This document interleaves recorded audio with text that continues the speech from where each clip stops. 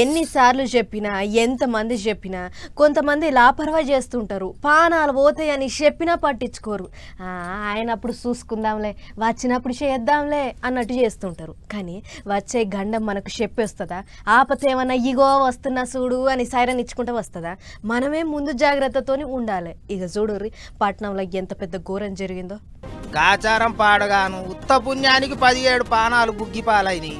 చార్మినార్ దగ్గర పట్లనే ఉన్న మీర్ చౌకుల గుల్జర్ హౌస్ అనే బిల్డింగుల తెల్లారగట్టంగా మరి ఎట్లయిందో ఏం పాడో బగబగ మంటలు లేచినాయి. వాళ్ళు వీళ్ళు చూసి ఆగో ఆగో అనేటాలకే బిల్డింగ్ ఒకటో అంతరంలో ఉన్న మనుషులంతా ఆగమైండ్రు. మంటలు ఆరిపేటోళ్లకు ఫోన్లు కొడితే ఎమ్మటే బండ్లు వేసుకొని ఉరికొచ్చిండ్రాట. ఇక బిల్డింగ్ లోపలికి పోని ఇంకే ఒక్కటే బాట ఉన్నది, అది కూడా చిన్న సందు లెక్కనే ఉన్నది.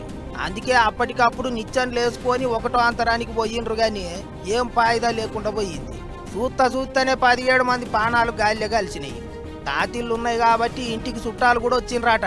పాపం వాళ్ళు వచ్చినప్పుడే గిట్ల అయింది కదా అనుకుంటారట అక్కడ ఉన్న వాళ్ళందరూ. కరెంటు వైర్లు బుర్రుమన్నాయి, గట్ల అయ్యే మంటలు లేచినాయని వాళ్ళు వీళ్ళు అనుకుంటారు. ఇక ముచ్చట తెలిసిన వెంటనే సెంటర్ మంత్రి కిషన్ రెడ్డి సారు, మంత్రి పొన్నం సారు, తత్తిమ లీడర్లంతా పోయిండ్రు. 6:17 బయలుదేరి 6:20 ఆ ప్రాంతాన్ని చేరుకొని రెస్క్యూ ఆపరేషన్ మొదలుపెట్టడం జరిగింది. దీంట్లో దాదాపు 11 ఫైర్ ఇంజిన్లు వాడటం, అట్లాగే ఒక రోబోని కూడా డిపార్ట్మెంట్ పరంగా వాడారు. 70 మంది ఫైర్మెన్లు, 17 మంది ఆఫీసర్ల దగ్గర ఉండి ఇంకా దాన్ని విస్తృతంగా స్ప్రెడ్ కాకుండా కంట్రోల్ చేస్తూ కాన్స్టెంట్ గా మానిటర్ చేయడం వల్ల ఈ ప్రమాదం ఇంకా వ్యాప్తి చెందకుండా కంట్రోల్ చేయగలిగారు. సీఎం రేవంత్ సార్ కూడా ఫోన్లు చేసి అందరితోని మాట ముచ్చట్లు చేసిండు. అయ్యో గట్ల అయ్యేది లేకుండే అన్నట్టు అందరూ బాధపడ్డారు. పెద్ద ముచ్చట ఏంటిదంటే ప్రధానమంత్రి మోదీ సార్ కూడా మాట్లాడిండు, పరిహారం ప్రకటించిండు. ఇటు తెలంగాణ సర్కారు తరపుకేంచి ఒక్కొక్కరికి 5 లక్షలు పరిహారం ఇస్తామని ప్రకటించిండ్రు. ఇక ఇది ఇట్లుంటే అటు మైలార్దేవుపల్లిలో కూడా ఓ 3 అంతస్తుల బిల్డింగ్లో మంటలు అంటుకున్నాయి. అయితే ముందుగానే పసిగట్టి ఇంట్లో ఉన్న వాళ్ళంతా మీదికి పరుగులు పెట్టిండ్రాట.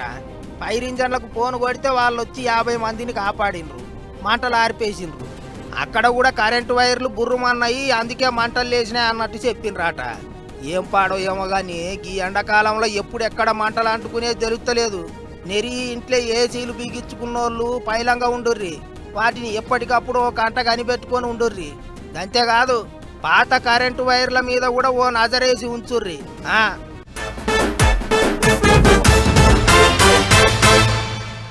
దునియాలున్న అందగత్తెలంతా మన తానికొచ్చిర్రు, రోజుకో కడ తిరుగుతున్నారు. మన తెలంగాణలో ఉన్న అందాలను కళ్ళారా చూసి మురిసిపోతున్నారు. అగో అట్లా మొన్న పిల్లల మరికి పోయిర్రా, అంతకుముందు చార్మినార్ కాడికి పోయిర్రా, నిన్న ఓ కాడికి పోయి ఆటలాడిర్రా, ఇవాళ ఇంకో కాడికి పోయి సందడి చేసిర్రు. అలా అందాలను పబ్లిక్కు చూపెట్టుడేమో కానీ ప్రకృతి అందాలను చూసి మస్తు మురుస్తుర్రు వాళ్ళు కూడా. అవు అందాల బామలే, తెలంగాణకు వచ్చిన కాంచి ఒక్క కాడు ఉండనిత్తలేరు. రక్షిత హైదరాబాదు సురక్షిత టూరిజం పేరుతో దినం యాడికో కాడికి తిప్పుతూనే ఉన్నారు. ఐతారం కూడా తీలికలేదు వాళ్ళకు.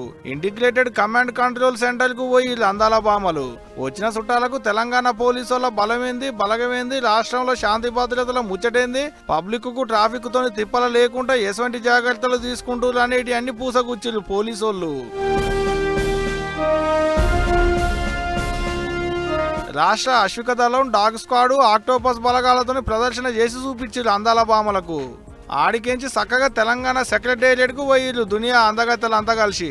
ముందుగాల తెలంగాణ తల్లి విగ్రహానికి పూలు చల్లినాక సెక్రటేరియట్ అంతా తిరిగి బంగ్లా అందాలను చూసిర్రు. సర్కారు పథకాలేంది, ఆ పథకాలను పబ్లిక్ కు ఏ తరీకలు అందేటట్టు చేస్తున్నారు అనేటిదంతా 3D మ్యాపింగ్, డ్రోన్ షోలతో చూపెట్టిర్రు వాళ్లకు.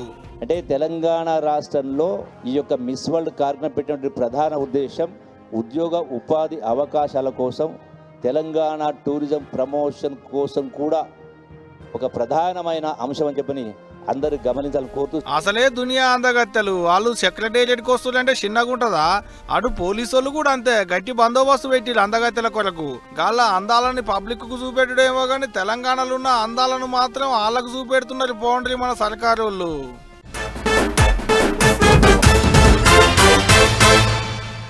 పండుగలు పబ్బాలప్పుడు నదులల్లో తానమాడి దీపాలు ముట్టిస్తే మంచి జరుగుతుందని మనోళ్ళ నమ్మకం. ఇప్పుడు కాళేశ్వరంలా పుష్కరాలు అవుతుండే కదా, గట్ల 12 ఏళ్లకోసారి అయ్యేటి పుష్కరాలకు పోయేటందుకు మస్తు మంది బండ్లు కడుతుర్రు. ఇటు ఆయతారం నాడు ఈగింత మంది కదిలిర్రు. ఇక 4వ నాడు కాళేశ్వరంలో పుష్కరాల కడ ఎట్లున్నదో అరుసుకునొద్దాం పర్రట్ల పోయి. 12 ఏండ్ల కోపాలు అవుతుంది, అయినప్పుడల్లా 12 వద్దులు నడుస్తుంది. ఏందనుకుంటున్నారు? కాళేశ్వరం త్రివేణి సంగమం కాడయ్యేటి పుష్కరాలు. అట్టియాల 4వ నాడు కాళేశ్వరం సరస్వతి పుష్కర తానాలకు బగ్గగదిలొచ్చారు భక్తులు. అగ చూడలి, పుష్కర ఘాట్లల్లో కాలు పెట్ట సందు లేదు. దర్శనం క్యూ లైన్లు కిటకిటలాడినాయి. గిట్లా నదిలో తానాలు చేస్తున్నారు, దీపాలు ముట్టిస్తున్నారు, ఆరాధులు వాడుతున్నారు, సరస్వతీ దేవికి మొక్కుకొని క్షీరసారెలు పెడుతున్నారు, జీవిడిచిన పెద్దోళ్లకు పిండ ప్రదానాలు పెడుతున్నారు వాళ్ళ ఆత్మలు శాంతించాలని. 12 ఏండ్ల కోపాలు వస్తాయి ఈ పుష్కరాలు. అందుకనే అయితారం కాబట్టి పిల్లాజల్ల నెంబడేసుకొని కాళేశ్వరం బాటబట్టిరు భక్తులు. సినిమాల యాక్టర్ రాజేంద్ర ప్రసాద్ సార్సుతో వచ్చి పుణ్యతానాలు చేసిండు. అమ్మవారికి పెద్ద పూజలు చేసి మొక్కులు పెట్టుకున్నాడు. ఇక ఇదిట్టుంటే ఇటు చూడలి, అయితారం నాడు యాదాద్రి నరసన్న దర్శనానికి కూడా బగ్గనే గదిలొచ్చారు భక్తులు. పొల్లగాండ్లకు ఎండాకాలం సెలవులు, పెద్దోళ్లకు అయితారం సెలవులు. అందుకనే యాదాద్రి నరసన్నను దర్శనం చేసుకునేందుకు గుట్టకు బండ్లు కట్టిరు భక్తులు బగ్గొచ్చేటాళ్లకు దర్శనానికి ఓ 4 గంటలకు మీదనే పట్టిందట. ఏదైతే కానీ సెలవులు దొరికితే చాలు గుళ్ళకు పాట పడుతున్నారు అబ్బా మనోళ్ళు.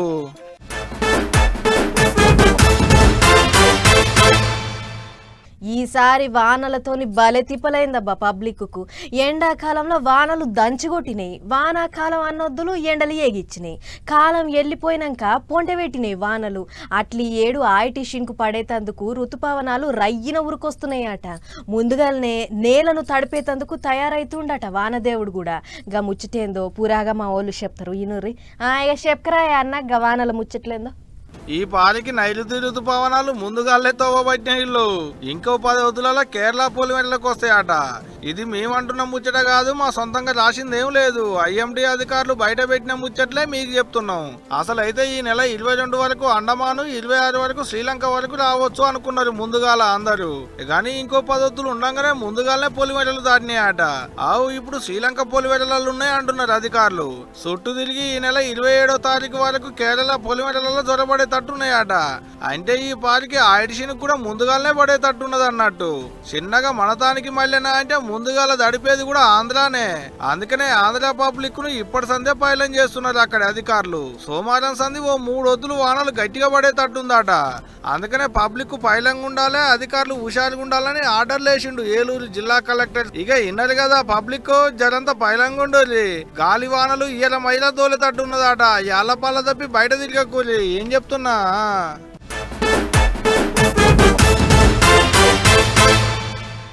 మన మధ్యలో తిరుగుతుంటారు, మనందరితోని మంచిగా ఉంటారు, అంత మనోడే అనుకుంటారు. కానీ అబ్బో ఎవరి కథ వెనక ఏసొంటి కథ దాకుంటుందో, వాళ్ళ అసలు రూపం ఏంటిదో కనిపెట్టుడు చాలా కష్టం. మేకవన్నె పులులు మన మధ్యలోనే తిరుగుతున్నాయి, కానీ మనమే కూనం పడతలేము. ఇగో అసొంటి ఓ ఇగ్ర మంత్రాలు ముచ్చితే ఇప్పుడు చెప్పేది. దేశం అంతా ఇప్పుడు గీమె గురించే మాట్లాడుకుంటురు. ఏ పుట్టల ఏ పాము ఉండేది తెలియదు అని అంటే మరిగా గిదే కావచ్చు. ఇక హీరోయిన్ లెక్క సుక్క తీరుగానే ఉన్న గీ అమ్మ మన దేశంలో పుట్టి మన దేశంలో వండుకుంటా, మన గాలి పీల్చుకుంటా, మన తిండి తినుకుంటా గా పాలి దేశం పాకిస్తాన్ తోని కలిసి పనిచేస్తున్నదట. మన ఇంటి గుట్టు మొత్తం వాళ్ళకు లీక్ చేసిందట. దేశాలు తిరిగి యూట్యూబ్ లో వీడియోలు పెట్టుకుంటా మస్తు ఫేమస్ అయ్యింది గీ జ్యోతి మల్హోత్రా అనేటామె. ఈమె చేసిన వీడియోలకు మస్తు మంది అభిమానులు ఉన్నారు. యూట్యూబ్ లో లక్షల మంది చూస్తుండ్రు. ఆమెదాని కూడా గట్టిగానే వస్తున్నదట. మరిగా వచ్చే పైసలు చాలలేదో లేకపోతే నెత్తి ఖరాబ్ అయిందో గాని పాకిస్తాన్ నిఘా సంస్థ ISI వాళ్ళతోని ములాఖాత్ అయిందట. మన దేశం ముచ్చట్లన్నీ వాళ్ళతోని చెప్తున్నదట. మొన్న పాల్గాం దాడి తర్వాత మనోళ్ళు ప్రతి ఒక్కళ్ళ మీద గట్టిగా నజరేసిండ్రు. అట్లా ఒక 6-7 మంది ఇంటి దొంగలు బయటపడ్డారు. అందులో గీమొక్కతి పోలీసోళ్ళు దొరకబట్టి గట్టిగా జాడిస్తే పాకిస్తాన్ వాళ్ళతోని లింకులు పెట్టుకొని గుట్టుగా మన దేశం ముచ్చట్లన్నీ వాళ్ళకు చేరేసినట్టు ఒప్పుకున్నదట. పటకపోయి లోపటేసిండ్రు. పెద్ద ముచ్చట ఏంటిదంటే 2 ఏండ్ల కింద మన సికింద్రాబాద్ రైల్వే స్టేషన్ కూడా వచ్చిందట తల్లి. ఆ వీడియో ఇప్పుడు ఇంటర్నెట్ లో గిర్ర తిరుగుతాంది. ఇక సోషల్ మీడియాలో ఇన్నొద్దులకి జ్యోతి మల్హోత్రా వీడియోలు చూసిన వాళ్ళంతా ఇప్పుడు అబ్బొర కొడుకో అనుకుంటారు. ఇన్నొద్దులు మన దేశపు ఆమె దేశాలు తిరుగుకుంటా ముచ్చట్లు బాగా చెప్తాంది, మస్తు గ్రేట్ అనుకున్నారట చాలా మంది. కానీ ఇప్పుడు బండారం బయటపడేటాలకు వాయమ్మో మేకవన్య పులియ ఉన్నది కదా అని తిట్టిపోస్తున్నారు. అన్యామో గాని ఇసోంటోళ్ళు దేశంలో ఇంకెంత మంది ఉన్నారో ఏం పాడో అనుకుంటారు చాలా మంది. రాజులు యుద్ధాలు చేసిన కత్తులుంటాయట, రాజులు వేసుకున్న బట్టలు ఉంటాయట, వాళ్ళు కూసున్న కుర్చీలు, వాళ్ళు బోదిన కంచాలు, షాయ్ తాగిన గ్లాసులు, కూతబెట్టే గడియారము గిట్ల తీరొక్క తీర్లో ఉంటుందని వాళ్ళు వీళ్ళు చెప్తే పొద్దుగానే లేచి బండేసుకొని సాలార్జంగ్ మ్యూజియంకు పోయి వచ్చిన. టికెట్ ఏం లేదు, ఫ్రీగానే అంతా తిరిగేసి వచ్చిన. హగ్గ టికెట్ ఎందుకు లేదు అని అనుకుంటుర్రా? చూడుర్రి, ఒక్క సాలార్జంగ్ మ్యూజియమే కాదు, ఆగ్రాలో ఉన్న తాజ్మహల్, ఢిల్లీలో ఉన్న ఎర్రకోట, ఇట్లా దేశంలో ఉన్న 3600కి ఎక్కువనే చరిత్ర కలిగిన జాగాలను చూసేందుకు ఆదివారం నాడు పబ్లిక్ దగ్గర నుంచి ₹1 కూడా తీసుకోలేదు. అందరికి పిరి అన్నట్టే పిలిచి మరి చూపించిండ్రు. అగో పిరి అనేటాలకు ఆగ్రాలో ఉన్న తాజ్మహల్ కాడికి పొట్టు పోయిండ్రు పబ్లిక్. ఉత్తప్పుడైతే 50 నుంచి 250 దాకా టికెట్ ఉంటది. వేరే దేశాల నుంచి వచ్చే పబ్లిక్ అయితే 1100కి ఎక్కువనే టికెట్ ఉంటది. అసోంటిది ఆదివారం నాడు పుణ్యానికే పోటువోలు దిగనిచ్చిండ్రు, పుణ్యానికే తాజ్మహల్ మొత్తం తిరిగి చూడనిచ్చిండ్రు. ఏంటికంటే ఏట మే 18వ తారీఖు నాడు ప్రపంచ మ్యూజియంల దినోత్సవం చేస్తారు. అట్లనే ఈసారి మ్యూజియంల దినోత్సవానికి మన దేశంలో ఉన్న అన్ని మ్యూజియంలు వెనకటి చరిత్రను తెలిపే జాగాలు చూసేందుకు సర్కారు వాళ్ళు ఫ్రీ ఆఫర్ పెట్టిండ్రు. మీదికేంచి ఆదివారం బడి పొలగాన్లకు కూడా సెలవులు ఉండుతోని పబ్లిక్ ఇంకింత హుషారుగా అన్ని జాగాలను చూడనికే పోయిండ్రు. అటు ఎర్రకోటకు కూడా జనాలు గట్టిగానే పోయిండ్రు. మ్యూజియంలు కూడా జనాలతోని కలకలలాడినాయి. వెనకటి శుద్ధులు, రాజుల ముచ్చట్లు, లీడర్ల ముచ్చట్లు తెలుసుకోనికే పబ్లిక్ గట్టిగానే పాయిరం చూపించిండ్రు. కొంతమంది పుస్తకాలు కొనుక్కపోయిండ్రు. ఉత్తప్పుడు మ్యూజియంలకు పోవాలనంటే, పాత జాగాలకు తిరగాలనంటే చాలా మంది ఏం పోతాం అన్నట్టే చేస్తుంటారు. కానీ ఫ్రీ ఆఫర్ పెట్టేటాలకు అట్లిట్లా పోయి పోటువోలు దిగి వచ్చిండ్రు, సంబురపడ్డారు. యాట గిట్లనే ఫ్రీ పెట్టాలి అని కోరుకుంటున్నారు.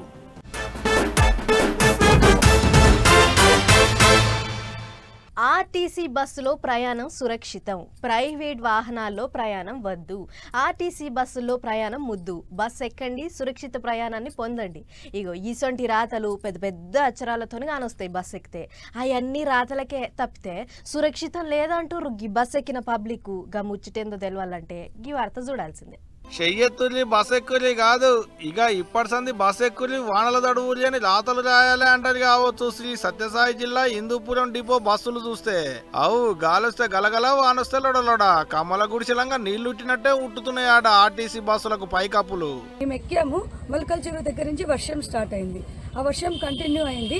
నేను పిల్లల్ని విండో సీట్ సైడ్ కూర్చున్నాను. నేను ఒక్కదాన్ని మా పిల్లలు ఇద్దరిని పిలుచుకొని వస్తున్నాను. ఈ వర్షం ఎక్కువ అవుతుంటే పిల్లలు తడవకూడదని వాళ్ళని సైడ్కి పిలిచి నేను కిటికీ పక్కన కూర్చున్నాను. సార్ చూడండి, నా చెమ్మ ఇంతవరకు ఆడలేదు, మొత్తం ముద్దుగా తడిచిపోతుంది. బస్సు మొత్తం కారుతాను సార్. ఆ బస్సులో ఏదైనా షార్ట్ సర్క్యూట్ అయ్యి మా ప్రాణాలకు ఏదైనా ప్రమాదం జరిగితే ఎవరు సార్ రెస్పాన్సిబిలిటీ? వాజీబే, అక్కడికి దాంట్లో కూడా న్యాయం ఉన్నది. మళ్ళా ఏదో ఒక్క బస్సులో కట్ అయిందేమో తీయాలి, గాదానికి గింతలు ఎందుకని అంటారా? ఇది ఒకటే కాదట, బస్సులన్నీ ఇదే కథనాట. మేము 5 years నుంచి తిరుపతి నుంచి హిందూపూర్కి ఫ్రీక్వెంట్ గానే వస్తున్నాము. ఏ బస్సుకి సర్వీసింగ్ లేదు. ఈ బస్సు ప్రతి బస్సు కారుతుంది. అగనట 5 ఏళ్ల సంది హిందూపురంకేంచి తిరుపతికి పోతూనే ఉన్నారట, వస్తూనే ఉన్నారట. ఈ అక్కోళ్ళు వానొస్తే బస్సులన్నీ కారుతూనే ఉంటాయట మీదికేంచి దారలు. ఒక్క బస్సు కూడా ఆయమన్నంగా లేదు అనుకుంటా హిందూపురం ఆర్టీసీ బస్సు డిపో ముంగట లొల్లికి దిగిరు ప్రయాణికులు. స్టూడెంట్స్ దగ్గర అయితే ల్యాప్టాప్స్ ఉన్నాయి, ల్యాప్టాప్స్ అన్నిటిలో కూడా వాటర్ పోయినాయి. అలాగే ఎవరైతే ప్రయాణికులు వాళ్ళందరి బ్యాగ్స్ అన్ని కూడా నానిపోయినాయి. బ్యాగులన్నీ ముద్ద అయినాయట. బ్యాగులలో ఉన్న ల్యాప్టాప్లు తడిసినాయట పాపం. పోనీ బస్సులన్న శుభ్రంగా ఉన్నాయంటే అది లేదు, గబ్బు యాడి చెత్త అన్నే ఉన్నది. ఎన్నాళ్ళైందో బస్సులుకి. ఇక మరి చూడాలే దీని మీద అక్కడి ఆర్టీసీ పెద్దసార్లు ఏం చేస్తారనేది గాని ఇప్పుడే గిట్టుందంటే వానకాలం ఇంకెట్టుంటుందో మరిగా.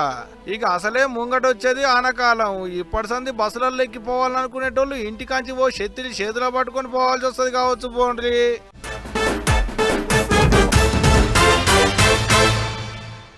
ఏతులకు పోయి ఎల్లెల్కల పడ్డట్టు శాత కాకపోయినా మనతోని కయ్యానికి కాలు దువ్వి పాకిస్తాన్ వాళ్ళు ఇంకా పరిశాల పడ్డారు. వారం దినాలకే వాళ్ళ బతుకు బస్ స్టాండ్ అయ్యింది. ఉన్నదేదో ఉడికేసుకొని తిని ఊకుంటే అయిపోతుండే. అటు వాళ్ళు ఆగమయ్యిర్రు, ఇటు మన దిక్కు బార్డర్లో ఉండే జనాలను తిప్పలబెట్టిర్రు. మనం ఇక్కడ మంచినే ఉన్నాం కానీ బార్డర్ల ఇండ్లు కట్టుకొని ఉంటున్న పబ్లిక్ గట్టినే లాస్ అయ్యారట. ఆగ చూడర్రే, పాకిస్తాన్ వాళ్ళు చేయబట్టి మన బార్డర్ల ఇండ్లు కట్టుకొని ఉంటాన్న పబ్లిక్ కు మస్తు గట్టిగానే లాస్ అయింది. తాపకోసారి వాళ్ళు తూటాలు పేల్చుడు బాంబులేసుడు చేయబట్టి ఇండ్లన్నీ కాలిపోయినాయి, షాపులన్నీ ఆగమైనాయి. ఇన్నొద్దులకు మళ్ళా జర్ర చల్లబడేటాలకు పబ్లిక్ అంతా ఎవరి ఇండ్లకు వాళ్ళు పోతున్నారు. కానీ గిట్లా అక్కడి దాకా పోయినాక కాలిపోయిన ఇండ్లు కనిపించటాలకు అయ్యో దేవుడా అని గుండె వలుగుతానరట జనాలు. ఇంట్లో ఏమిటికేం మిగులలేవు, అంత బూడిదైనయి. ఇంకో దిక్కు కాలిపోయిన ఇండ్లను కూలిపడ్డ ఇండ్లను లీడర్ సాబులు తిరిగి చూసిండ్రు. మరిగా వాళ్ళకు ఎట్ట న్యాయం చేస్తారో ఏమో గాని ఇంకో దిక్కు బార్డర్లో ఉన్న ఊర్ల పొంచి పాకిస్తాన్ వాళ్ళు వేసిన బాంబులు చాలా వరకు పేలకుండా ఇండ్ల చుట్టుముట్టు అక్కడక్కడనే పడి ఉన్నాయి. ఇప్పుడు ఆర్మీ జవాన్లు గా బాంబులన్నిటిని ఏరుతాండ్రు. దూరం తీసుకుపోయి ఒక్కొక్కటి వేల్చి పారేస్తుండ్రు. జవాన్లు బాంబులను చేతుల మీద మోసుకొని పోతుంటే పబ్లిక్ అంతా పరేషాన్ అయి చూస్తున్నారు. బాంబులు అంటే చిన్న చిన్న బాంబులు కాదుల్లో, వాటి పేలుడు చిన్నగా లేదు. చూడర్రే, చూసిండ్రా ఎట్లున్నదో ధమాకా. అసోంటి బాంబులు వేసిండ్రు పాకిస్తాన్ వాళ్ళు. గదే బాంబు ఏ ఇండ్ల మధ్యలోనో ఏ ఊర్లోనో వేలింటే పబ్లిక్ గతేంగాను. చేసిందంతా చేసి మళ్ళీ ఇప్పుడు శుద్ధ పూసల తీరుగా చర్చలు కావాలి అంటున్నారు. చర్చలు ఇక పాకిస్తాన్ వాళ్ళు వేసిన బాంబులు చాలా వరకు పేలలేదు కానీ మనోళ్ళు వేసిన ప్రతి బాంబు పాకిస్తాన్లో డమ్మ పేలినాయి. ఆ దెబ్బ రుచి ఎట్టున్నదో పాకిస్తాన్ ప్రధానమంత్రి తాపకోసారి చెప్తున్నాడు.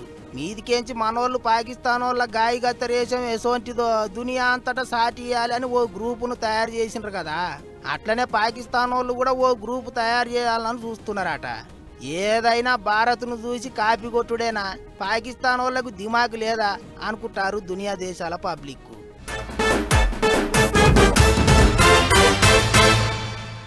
ఇన్ని బుడ్డ ముచ్చట్లున్నాయి. ఆలోచన చేయకుండా ఫటాఫట్ ధనాదనాయి కూడా సుశుద్ధం పార్రి. మోక చూసి మందు రేట్లు పెంచారు తెలంగాణలో ఆపుకారోళ్ళు. ఎండాకాలం ఎట్టున్నా బీర్లు ఎక్కువ తాగుతారని ఎండాకాలం ముంగట బీర్ల రేట్లు పెంచినట్టే ఇప్పుడు ఆయిటి కాలం ముంగట మందు రేట్లు పీలం చేసిర్రు. కోటరి బాటల మీద 10 రూపాయలు, హాఫ్ బాటల మీద 20 రూపాయలు, ఫుల్ బాటల మీద 40 రూపాయలు పెంచారు. దేనికెంత పెరిగిందనేదంతా లెక్కలేసి మందు దుకాణాలకు సర్క్యులర్లు కూడా పంపించారు.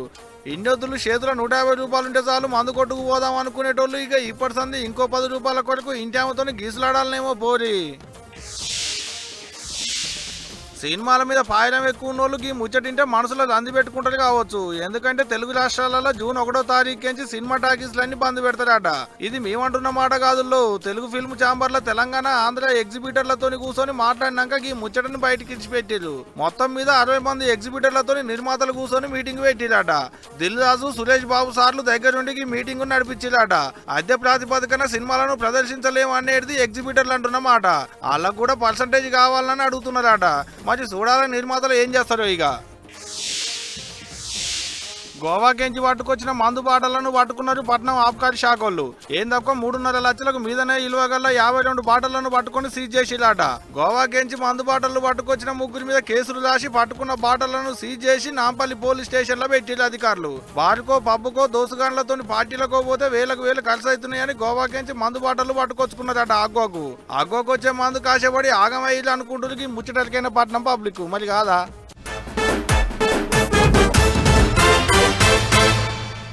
చలో మరి ఇవ్వనమాట ఇవాళ పటాస్ న్యూస్ ముచ్చట్లు. ఇంకో ఎపిసోడ్లో మళ్ళీ కలుసుకుందాం. నమస్తే.